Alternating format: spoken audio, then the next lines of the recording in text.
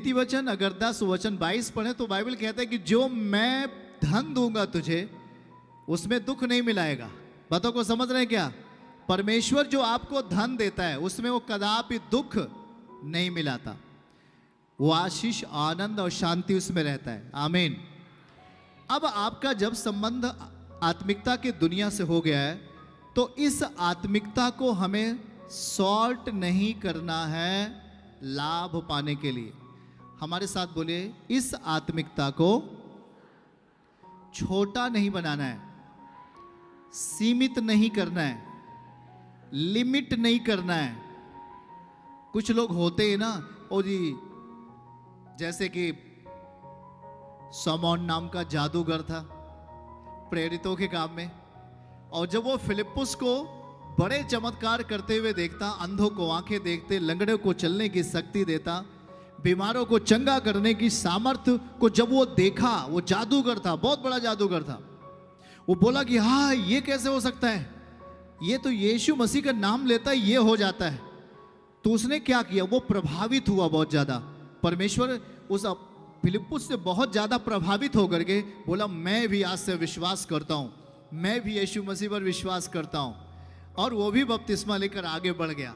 लेकिन आगे चल के वो उस पवित्र आत्मा का जो स्वर्गीय स्थानों में वास करता है, जो परमेश्वर है, उसका मोल पैसे से लेना चाहा और कहा पतरस मुझे भी पवित्र आत्मा दे, ये जल्दी आ नहीं रहा है, तो ये ले मोटी गड्डी पैसा और मुझे पवित्र आत्मा दे।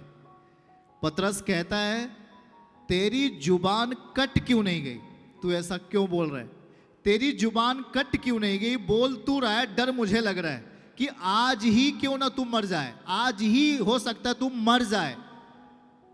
वो डर गया, बोला ऐसा, माफी मांगने लगा, बोला मुझे माफ कर दे प्रभु। तो याद रखना है कि कभी कभी कुछ ऐसे होते हैं कि यीशु मसीह के उस जीवन को, जो शक्ति का जीवन है, जो एक चिन्ह और चमत्कार का जीवन है, जो परमेश्वर का एक अनुभव से भरा हुआ जीवन है, उसे प्राप्त करने के लिए लोग आत्मिकता को लिमिट कर देते हैं, आत्मिकता के जीवन को छोटा बना देते हैं।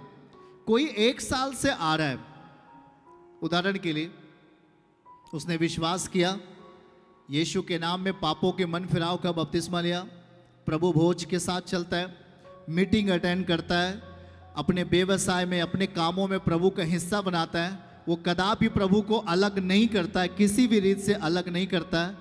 लेकिन जो 6 महीने से जा रहा है वो देख रहा है कि उसके पास सामर्थ्य इतनी कहाँ से, वो गाली के बदले गाली नहीं दे पाता, और तमाम वो विरोध नहीं कर पाता, वो प्रेम कर पाता, ये कैसे कर पाता है। चलो जी हम भी उसको कुछ अपना दिमाग लगाकर उस सिस्टम को शॉर्ट, छोटे तरीके से, लिमिट तरीके से हम उसे प्राप्त करें। कितने लोग बातों को समझ पा रहे हैं? जो व्यक्ति 1 वर्ष लगाया 1 क्लास पास होने में, नियम है 1 साल लगता है, आप 10वीं में तो 11वीं जाएंगे, अगले साल फिर 12वीं 1 साल लगेगा, 12 महीने कम से कम लगेंगे। लेकिन जो शॉर्ट कंडीशन वाला व्यक्ति बोलता मैं हमें स्कूल ही नहीं जाना है, हमें पैसा देना है, मार्कशीट लेना है, हमें पैसा देकर एग्जाम दे देना है बस। लेकिन वो कभी भी उसके प्रति स्टडी नहीं किया, पढ़ाई नहीं किया, उन किताबों का अनुभव नहीं जाना, वो आखिर में कंपटीशन में वो फेल होता है।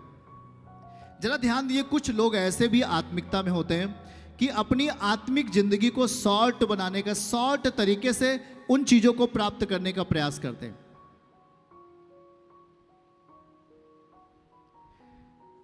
कोई व्यक्ति छोटी सी छोटी बातों को पूरा करके आज ऊंचाई पे गया है।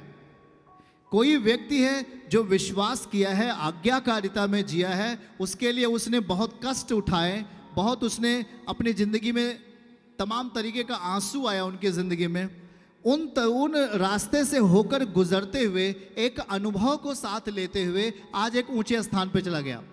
लेकिन कुछ व्यक्ति ऐसे होते हैं कि ओ चलो जी मैं वो टाइम, इतना टाइम खर्च ना करूंगा, मैं उन चीज़ों को शॉर्ट तरीके से, मतलब आत्मिक जिंदगी को लिमिटेशन कर देते हैं, मतलब उसको छोटे तरीके से, जल्दी तरीके से उसे प्राप्त करने का प्रयास करते हैं, और वही व्यक्ति असफल हो जाता है। वही व्यक्ति आप देखोगे असफल होगा, क्योंकि देखो ध्यान दो, ये संसार नहीं है, ये आत्मिक जिंदगी है। इसको अगर आप लिमिट करते हो, इसको अगर आप इस यात्रा को अगर छोटी यात्रा बनाना चाहते हो, तो आपके लिए बहुत बड़ी भूल है।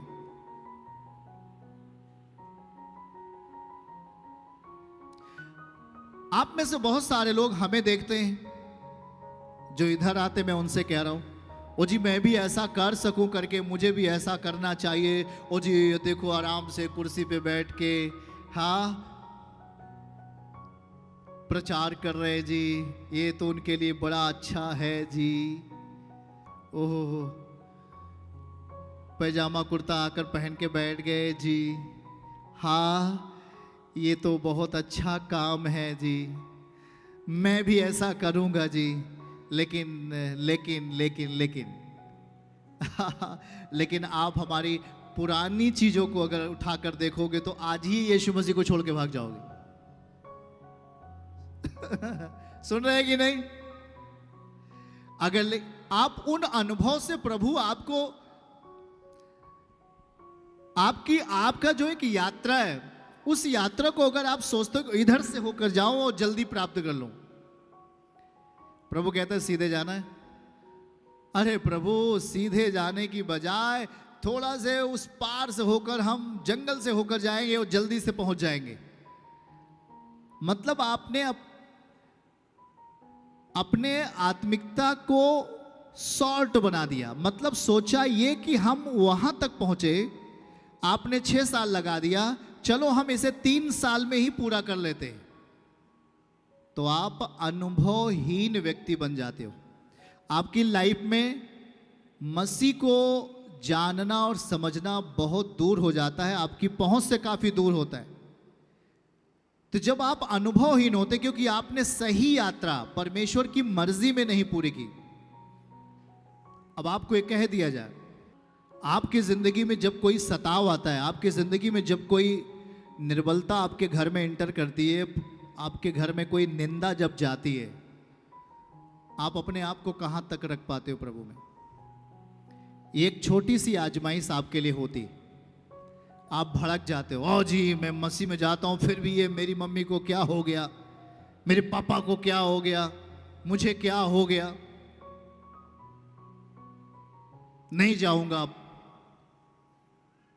आप प्रभु को 2 बात सुना देते हो, फट से शैतान को खुश कर देते हो। शैतान बोलता है वाह बेटा वाह वाह वाह वाह वाह, तूने तो बड़ा अच्छा काम किया आज प्रभु के विरोध में बोलकर।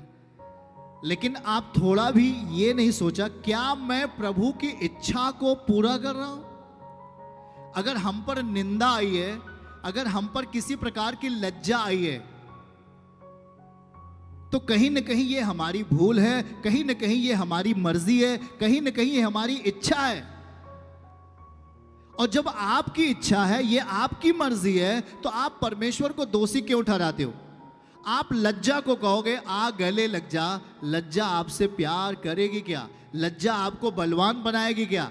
वो आपको शर्मिंदगी का वस्त्र पहना देगी, आपको शोभाहीन कर देगी, आपको मटमैला करके आपकी जिंदगी को रख देगी। आप कहोगे प्रभु ये मेरे साथ क्या हो रहा है? क्योंकि आपने आत्मिकता की जिंदगी को, जो 1 किलोमीटर की यात्रा प्रभु ने आपको पूरी करने के लिए कहा, आपने उससे उल्टा जाकर के, हम कहेंगे दूसरे रास्ते से जाकर के आप 1 किलोमीटर छू रहे हो। आप उसे लिमिट कर रहे हो, आप उसे छोटा कर रहे हो, आत्मिकता को छोटा श्रेणी में आप बदल रहे हो, और इसलिए आपकी आत्मिकता शत्रुओं के सामने खड़ा नहीं हो पाती। आपकी आत्मिकता शैतान को हरा नहीं पाती, आपकी आत्मिकता बीमारी को हरा नहीं सकती। आप विश्वास करते हैं तो विश्वास के साथ जीना है, वचन के साथ जीना है। वचन के साथ जियोगे, परमेश्वर कहता है विश्वास करके, वचन पर विश्वास किया, बपतिस्मे के साथ जीना है। चर्च में अपने आप को लगातार बना के रखना है, परमेश्वर की वेदी के सामने अपने आप को लेके आना है, एब्सेंट नहीं होना है। आप जब रूल के हिसाब से जीना शुरू करोगे तो आप उन लोगों से अधिक आशीषित होंगे जो आपके सामने शक्तिशाली हैं, उनसे कहीं अधिक आप शक्तिशाली होंगे यीशु के जीवित नाम में, आमीन।